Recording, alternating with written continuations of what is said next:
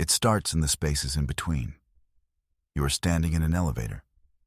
The doors slide shut, and for a moment, there is silence. It has only been 5 seconds. But watch your hand.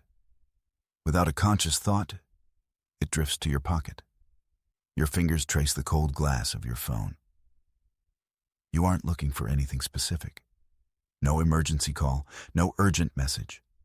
You are just looking for something.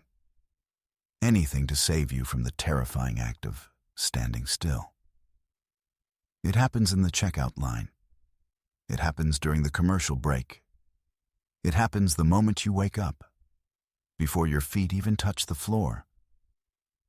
You flood your brain with the noise of the world before you have even heard your own breath. We live in an age where silence has become an enemy. We treat every unfilled moment as a mistake, a glitch in the system that must be corrected immediately. We eat with noise. We work with noise. We fall asleep to the noise of other people's lives, scrolling endlessly past our eyes. You might not even notice you are doing it anymore. It has become a reflex, a survival mechanism. But ask yourself, what are you running from?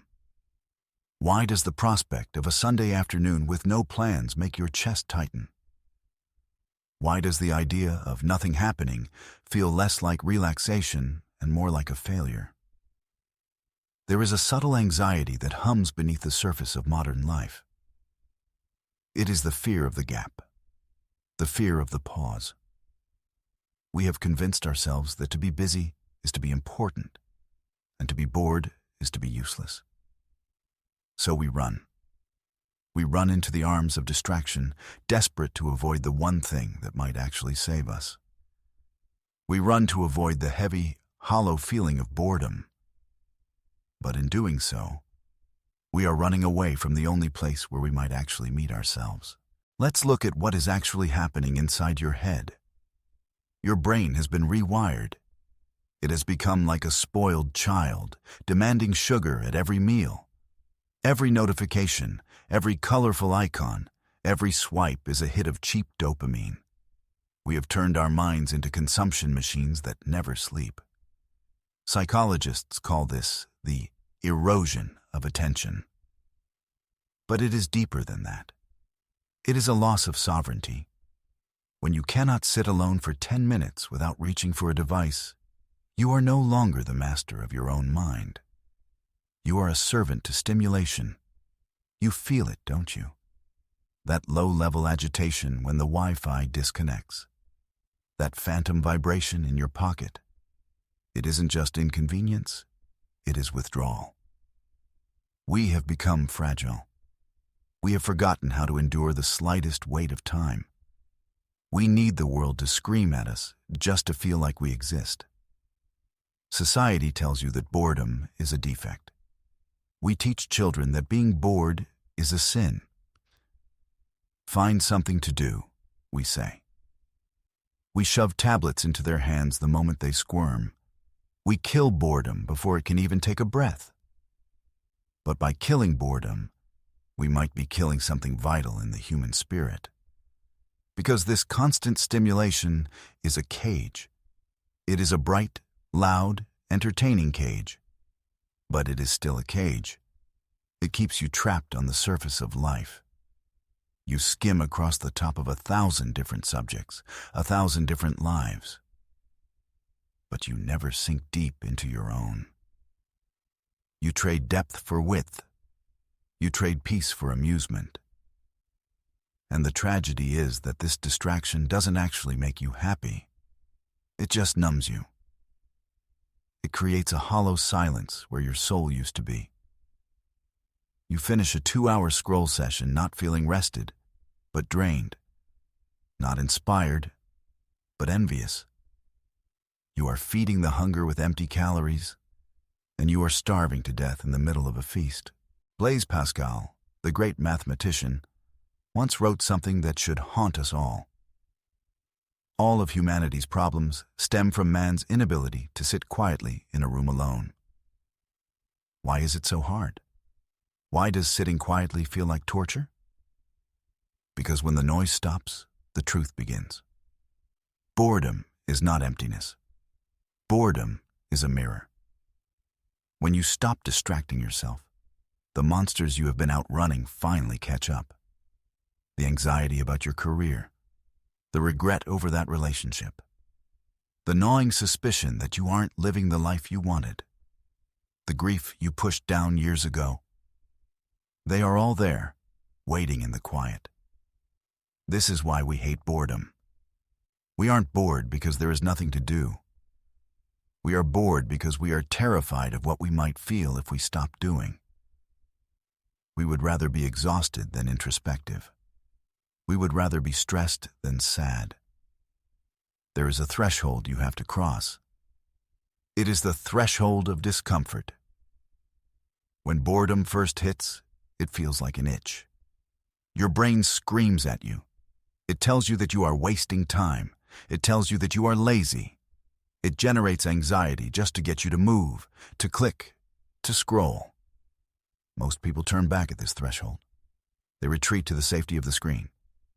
But if you stay, if you refuse to move, if you sit there and let the discomfort wash over you like a cold wave, something changes.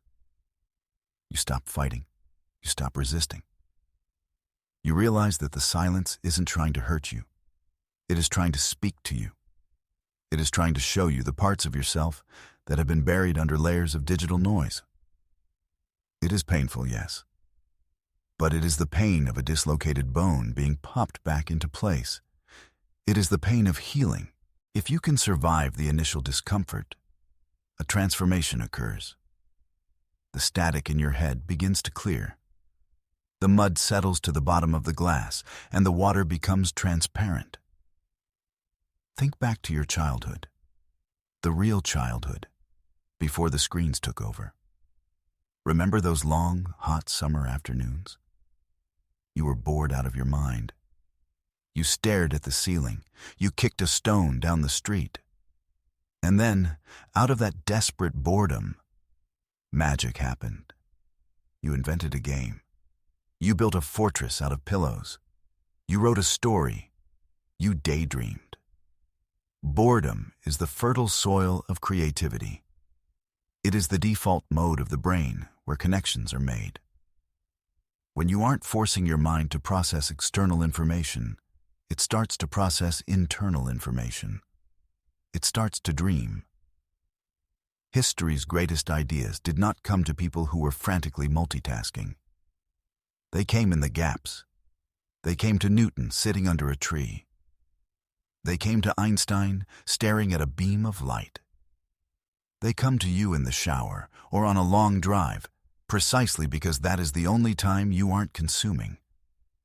We are terrified of wasting time, but we fail to realize that time spent in contemplation is the only time truly lived. When you allow yourself to be bored, you are decluttering your mind. You are making space. It is like music. The beauty of a symphony isn't just in the notes. It is in the silence between the notes. Without the pause, music is just noise. Without boredom, life is just a frantic race to the grave. You need this space. Your soul needs this space. You cannot download an epiphany. You cannot stream wisdom. You have to wait for it. You have to sit in the stillness and let it come to you. You have to be empty before you can be filled. So let us redefine what this is. The ability to endure boredom is not a weakness. It is not laziness. It is a rare and powerful discipline. In a world that is constantly screaming for your attention, the ability to look away is a superpower. The person who can sit steady when nothing is happening is the person who is truly free. Because they do not need the world to entertain them to feel okay. They are self-sufficient. They carry their own peace with them. The Greeks called this ataraxia, an untroubled mind, a state of calm that cannot be shaken by the chaos of the outside world. This is what we are really talking about. We are talking about emotional stability. When you practice boredom, you are training your resilience. You are learning to sit with your own thoughts without judgment. You are learning that you are not your thoughts. You are the observer of them. This is the antidote to the anxiety of our age. We are anxious because we are reactive. We jump at every ping. We spiral at every headline. But the person who has befriended boredom, they are the mountain. The weather changes, the storms come and go, but the mountain remains. It takes immense strength to do nothing. It takes courage to be the only person on the train not looking at a phone. It takes will to sit on a park bench and just watch the leaves fall. You are reclaiming your humanity. You are saying, I am not a machine. I do not need to be productive every second to have value. I am allowed to just exist. And in that existence, in that stillness, you find a sense of dignity that no amount of likes or shares can ever give you. You find the steady ground beneath your feet. This is not a call to throw away your technology. It is not a call to live like a monk.